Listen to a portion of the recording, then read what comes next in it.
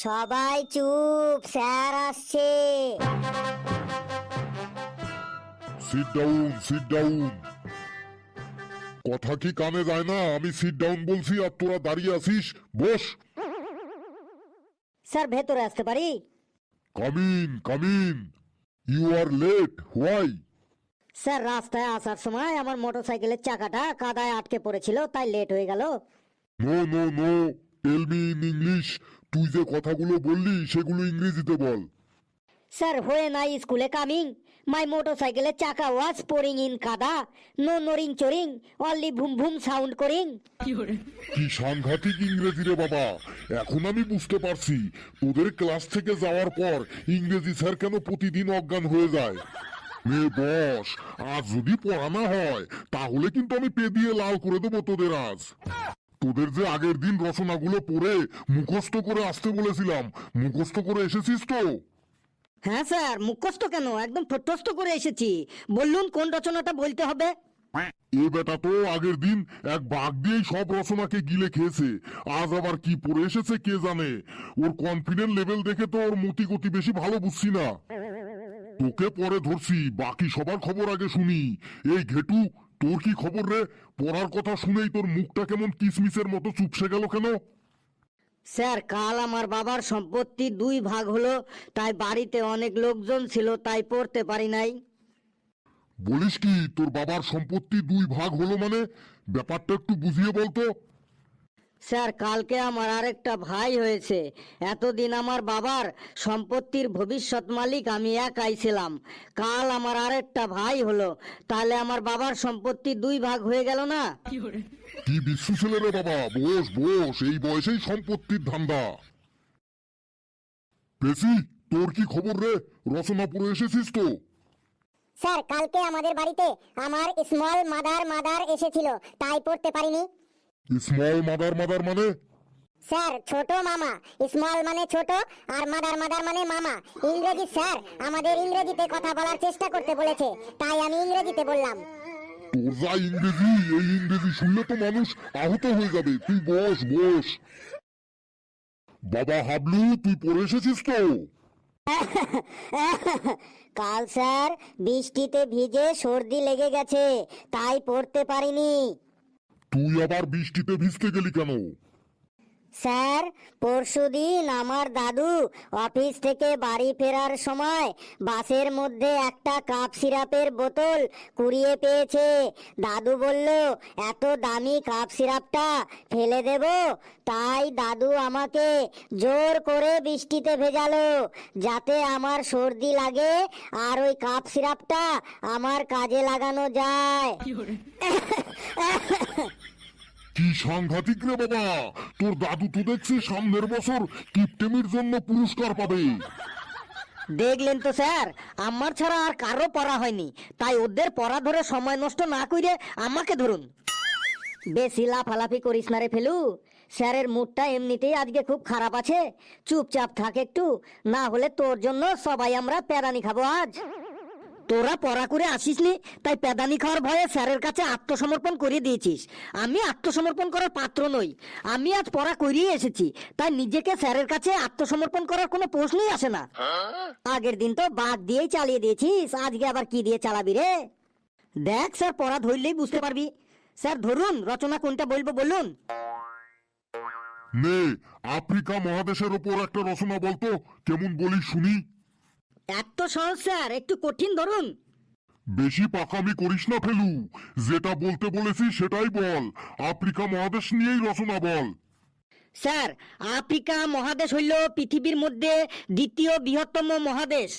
পৃথিবীর বৃহত্তম মরুভূমি সাহারা এই মহাদেশেই অবস্থিত। আফ্রিকা মহাদেশের অনেক জায়গা জুড়েই রয়েছে গভীর জঙ্গল। এই জঙ্গলে নানা প্রজাতির পশু পাখি আছে, তার মধ্যে হাতিও আছে। হাতি হলো পৃথিবীর স্থলভাগের সব থেকে বড় শক্তিশালী প্রাণী।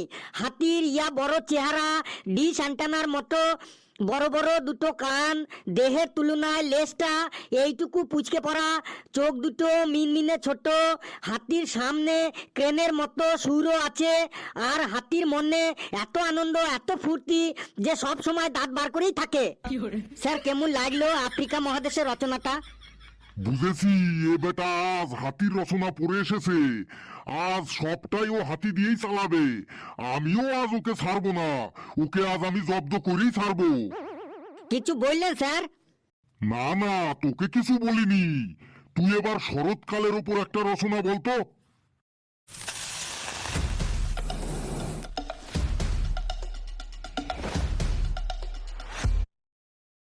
পারবি তো ফেলু শরৎকালের রচনা? তুই দেখ না, এটাও খুব সহজ, আমার কাছে একদম জল ভাত। স্যার, আমাদের দেশ মৌসুমী জলবায়ুর দেশ। এই মৌসুমী জলবায়ুর প্রধান বৈশিষ্ট্য হলো ঋতুচক্র। আমাদের দেশে বছরে 6টি ঋতু দেখা যায়, তার মধ্যে একটি ঋতু হলো শরৎ ঋতু বা শরৎকাল। এই শরৎকালে আকাশ পরিষ্কার থাকে, ঘাসের ওপর শিশির পড়ে, চারিদিকে কাশ ফুল ফোটে। এই শরৎকালে বাঙালির শ্রেষ্ঠ উৎসব দুর্গাপুজো হয়। দুর্গা ঠাকুরের 2 মেয়ে লক্ষ্মী ও সরস্বতী, আর 2 ছেলে কার্তিক ও গণেশ। এই গণেশ ঠাকুরের মাথাটা মানুষের নয়, হাতির।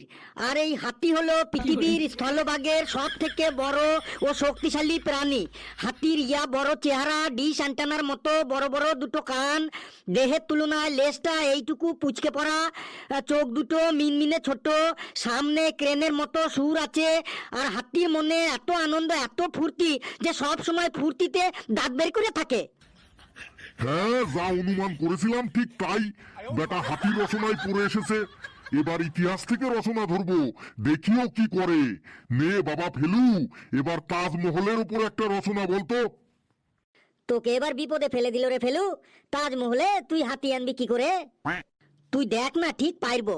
স্যার, তাজমহল হইল পৃথিবীর 7টা আশ্চর্যের মধ্যে অন্যতম। এটি ভারতের আগ্রায় অবস্থিত। সম্রাট শাহজাহান তার প্রিয়তমা স্ত্রী মমতাজের স্মৃতির উদ্দেশ্যে মার্বেল পাথর দিয়ে এই তাজমহল তৈরি করেছিলেন। তাজমহল যখন তৈরি করা হয় তখন উন্নত মানের যানবাহন ছিল না। তখন ভারী ভারী পাথর বহন করার জন্য 1000-এরও বেশি হাতি ব্যবহার করা হয়েছিল। আর এই হাতি হলো পৃথিবীর স্থলভাগের সব থেকে বড় ও শক্তিশালী প্রাণী। হাতির ইয়া বড় চেহারা, ডিশ অ্যান্টেনার মতো বড় বড় দুটো কান, দেহের তুলনায় লেজটা এইটুকু পুচকে পড়া, চোখ দুটো ছোট মিনমিনে, হাতির সামনে ক্রেনের মতো সুরও আছে, আর হাতির মনে এত আনন্দ এত ফুর্তি যে সব সময় দাঁত বার করেই থাকে। স্যার, কেমন লাগলো তাজমহলের ওপর রচনাটা? দাঁড়া, একটু নিঃশ্বাস নিয়ে নি, আমার হার্টবিট বেড়ে গেছে। কিছুতেই বেটাকে জব্দ করতে পারছি না। নে, এইবারই লাস্ট। আশ্চর্য জগদীশচন্দ্র বসু নিয়ে একটা রচনা বলতো। দেখি বেটা তুই এবার হাতি কি করে আনিস। এবার তুই মনে হয় ফেসে গেলি রে ফেলু। আশ্চর্য জগদীশচন্দ্র বসু রচনার মধ্যে তুই হাতি আনবি কি করে রে? Impossible has not in my dictionary. এই ফেলুর কাছে কিছুই অসম্ভব নয়। দেখ, ঠিক পারবো। নে, স্যার, তাড়াতাড়ি আশ্চর্য বল। জগদীশচন্দ্র বসু ভারত তথা বিশ্ববিখ্যাত একজন প্রাতঃস্মরণীয় বিজ্ঞানী। তিনি প্রথম গাছ নিয়ে গবেষণা করে বলেন যে গাছেরও প্রাণ আছে।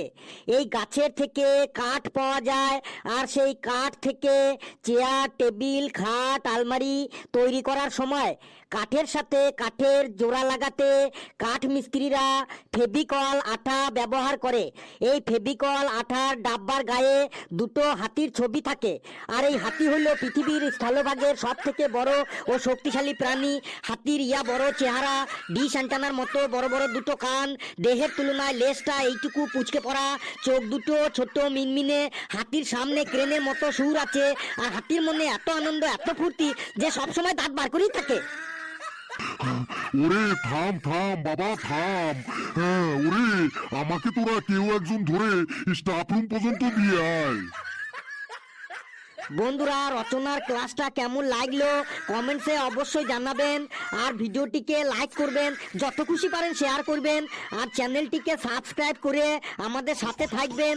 আরো অনেক আনন্দের ভিডিও নিয়ে আসব। সকলে আনন্দ থাকবেন, সুস্থ থাকবেন। যে যত আনন্দে থাকবেন, যে যত হাসবেন, সে তত বেশি সুস্থ থাকবেন। সকলে খুব খুব ভালো থাকবেন, সুস্থ থাকবেন।